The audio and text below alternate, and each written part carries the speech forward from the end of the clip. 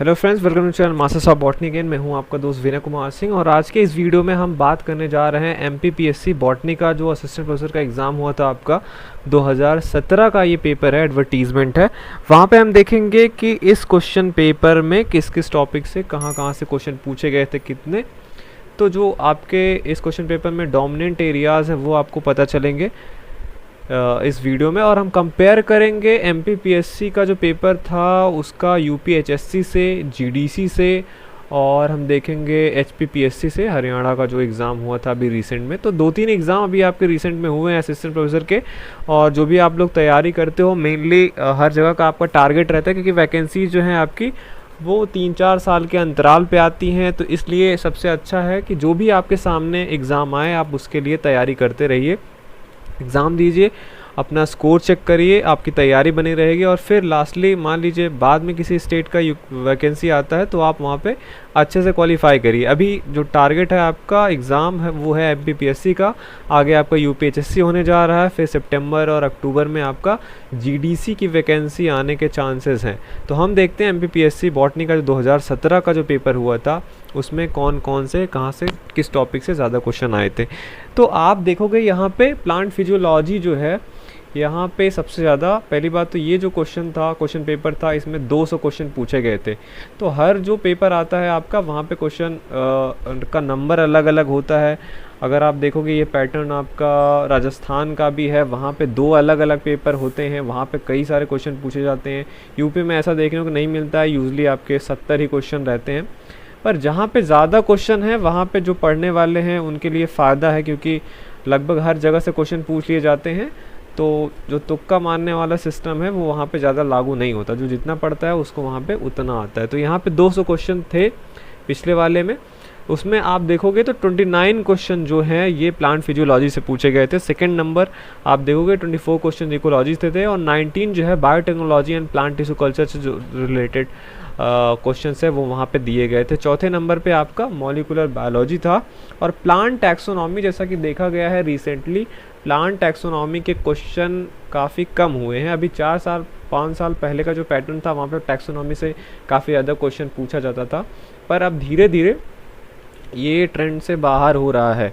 उसके बाद आप देखोगे 13 एनाटॉमी और एम्ब्रियोलॉजी से था, फिर 10 फंजाई एल्गी आ जाता है, और माइक्रोबायोलॉजी 9 बायोटेक्नोलॉजी से 8 क्वेश्चन था, सेल बायोलॉजी से 7, और pteridophyta genetics and plant breeding से 6, जिम्नोस्पर्म ब्रायोफाइटा और इकोनॉमिक बॉटनी से सबसे कम क्वेश्चन पूछे गए थे। लाइकेन से कोई क्वेश्चन नहीं था, ना तो पेलियो बॉटनी से वहाँ पे आपका कोई क्वेश्चन था। तो इस हिसाब से अगर आप देखोगे तो plant physiology, ecology, biotechnology and plant tissue culture, mol bio and plant taxonomy, ये वो आपके कह लीजिए सब टॉपिक्स हैं जहाँ पे सबसे ज़्यादा क्वेश्चन पूछे गए हैं। पर हमेशा की तरह मैं आपको बताता हूँ कि जो सिलेबस है इनका अगर आप देखोगे सबसे ज़्यादा, अगर आप जो स्टूडेंट होते हैं उनका यही क्वेश्चन होता है कि क्वेश्चन कहाँ से कहाँ सबसे ज़्यादा से आते हैं, हम वही पढ़ेंगे। पर अगर आप देखोगे तो प्लांट फिजियोलॉजी का सिलेबस सबसे ज़्यादा है, इसीलिए वहाँ पे सबसे ज़्यादा क्वेश्चन पूछे जाते हैं। ऐसे इकोलॉजी है अपने आप में बहुत, इसमें टर्म्स हैं, स्पीशीज़, सब स्पीशीज़, ये इकोफिन्स वगैरह। तो प्लांट फिजियोलॉजी में, इकोलॉजी में इनका जो सिलेबस है बहुत बड़ा है। ऐसे ही टैक्सोनॉमी का है, बहुत बड़ा सिलेबस है। तो ये जो हर एग्ज़ाम में 3-4 टॉपिक से सबसे ज़्यादा क्वेश्चन आते हैं, इस वजह से वहाँ पे आते हैं, क्योंकि वहाँ पे इनका सिलेबस ही सबसे ज़्यादा है। और अच्छी बात है क्योंकि वहीं से क्वेश्चन बनते हैं। तो ये 3-4-5 एरियाज़ हैं जहाँ से क्वेश्चन हमेशा से पूछे जाएंगे। पर आपको ये भी ध्यान रखना है कि ठीक है ये डोमिनेंट एरियाज़ तो है जहाँ से क्वेश्चन पूछे जा रहे हैं, पर इन सब का जो यहाँ से जहाँ से क्वेश्चन पूछे गए हैं इन सबको आपको नेगलेक्ट नहीं करना है। क्योंकि मान लीजिए बहुत लोग होते हैं कि हाँ हम ये यूनिट पढ़ के जाएंगे, ये वाले छोड़ देंगे, पर क्वालिफ़िकेशन लगभग यहाँ पे जितने टॉपिक लिखे हुए हैं हर जगह से आपका होना है। तो कोई भी जहाँ से एक भी क्वेश्चन पूछा जाता है वो भी आपको पढ़ के जाना है, क्योंकि अल्टीमेटली आपको हाईएस्ट मार्क जितना आप ऑब्टेन कर पाएँ उतना आपको ऑब्टेन करना है। तो सही तैयारी वही है जहाँ पे आप हर टॉपिक को टच करते हो, और वही जो है आपका ओवरऑल जो मार्क है वो बनाता है, ठीक है। तो ये भले एरियाज हैं, ये डिस्ट्रीब्यूशन हो गया जो भी 2017 का क्वेश्चन पेपर था उसमें, पर आपको सारे टॉपिक पढ़ के जाने हैं। अब जैसे लाइकेन है, लाइकेन आप देखोगे आप एक पेज का नोट्स बना सकते हो। इकोनॉमिक बॉटनी बहुत थोड़ा है, ब्रावोफाइटा बहुत थोड़ा है, जिम्नोस्पर्म, टेरिडोफाइटा, एवोल्यूशन, ये सब बहुत थोड़े थोड़े सिलेबस हैं इनके, तो इस वजह से इनसे ज़्यादा क्वेश्चन बनते नहीं, इसलिए ये कम दिया जाता है, ठीक है। बाकी जहाँ से ज़्यादा क्वेश्चन आते हैं उनके क्या होते हैं, सिलेबस ज़्यादा होते हैं। अब आप देखोगे, अगर आप देखोगे यूपीएचएससी में, मैंने इसमें आपको बताया क्या क्या डोमिनेंट है, plant physiology, ecology, biotechnology, plant tissue culture, mol bio and plant taxonomy. ऐसे अगर आप यूपीएचएससी का देख लो, सबसे ज़्यादा जो क्वेश्चन पूछे गए हैं ये रहा आपका प्लांट फिजियोलॉजी, यहाँ भी सबसे ज़्यादा क्वेश्चन 20 क्वेश्चन पूछे गए थे। उसके बाद एंजियोस्पर्म मीन्स प्लांट टैक्सोनॉमी से सबसे ज़्यादा क्वेश्चन पूछे गए थे 17, और ये मैं 2018-2021 का कंपेयर करके टोटल बता रहा हूँ, ठीक है। उसके बाद ये देखिए यहाँ पे भी आपको बायोटेक्नोलॉजी एंड टेक्निक्स मतलब प्लांट टिश्यू कल्चर वगैरह ये भी अगर आप ऐड कर लो इसमें, देख लो 12-6-18 हो जाएगा ये दोनों, तो ये 3rd नंबर पे है।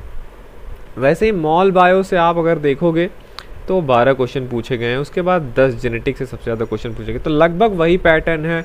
अगर आप देखो जिनके छोटे सिलेबस से plant breeding, paleo botany, ethno botany, lichen, physiology, biochemistry, anatomy, gymnosperm, economic botany, pteridophyta, mycology, ये सब यहाँ पर हाँ इकोलॉजी से कम क्वेश्चन पूछे गए हैं यूपी में, ये पैटर्न रहा है। पर और जो डोमिनेंट 3-4 हैं वहाँ से ज़्यादा क्वेश्चन पूछे गए हैं। ऐसे ही जीडीसी का अगर आप देख लोगे तो वहाँ भी प्लांट फिजियोलॉजी जो है टॉप करता है, फिर एंजियोस्पर्म का आता है, फिर इकोलॉजी आता है, बायोटेक्नोलॉजी आता है, तो ये 4 आपको फिर से कॉमन वहाँ पर मिल जाते हैं। ऐसे अगर आप एचपीपीएससी का देखोगे जो 2023 में असिस्टेंट प्रोफेसर का एग्जाम हुआ, यहाँ पे भी प्लांट फिजियोलॉजी टॉप करता है, उसके बाद इकोलॉजी भी है, यहाँ पे मॉलिकुलर बायोलॉजी भी है, प्लांट टैक्सोनॉमी भी है, तो ये 4 फिर से आपको ये टॉपिक मिल जाते हैं।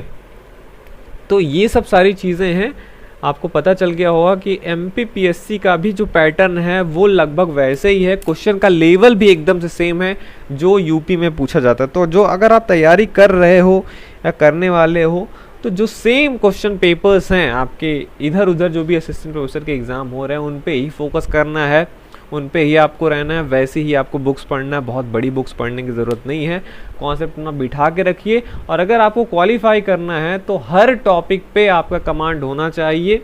ये मैंने वीडियो सिर्फ आपको दिखाने के लिए बताए हैं कि यहाँ से क्वेश्चन पूछे गए हैं, इसका ऐसा कोई भी मतलब नहीं है कि यही इंपॉर्टेंट है, इन्हीं से ही क्वेश्चन आएगा, बाकी सारे से नहीं आएगा।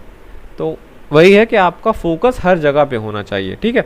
बाकी ये जो क्वेश्चन था, क्वेश्चन पेपर था एमपीपीएससी बॉटनी का 2017 का, आपको इस वीडियो के डिस्क्रिप्शन में इसका लिंक मिल जाएगा, वहाँ से आप क्या कर सकते हो, पेपर आप डाउनलोड कर सकते हो। कुछ एडिशनल इंपॉर्टेंट लिंक्स भी आपको इस वीडियो के डिस्क्रिप्शन में मिल जाएंगे। तो देखते रहिए masters of botany and thank you for watching this video.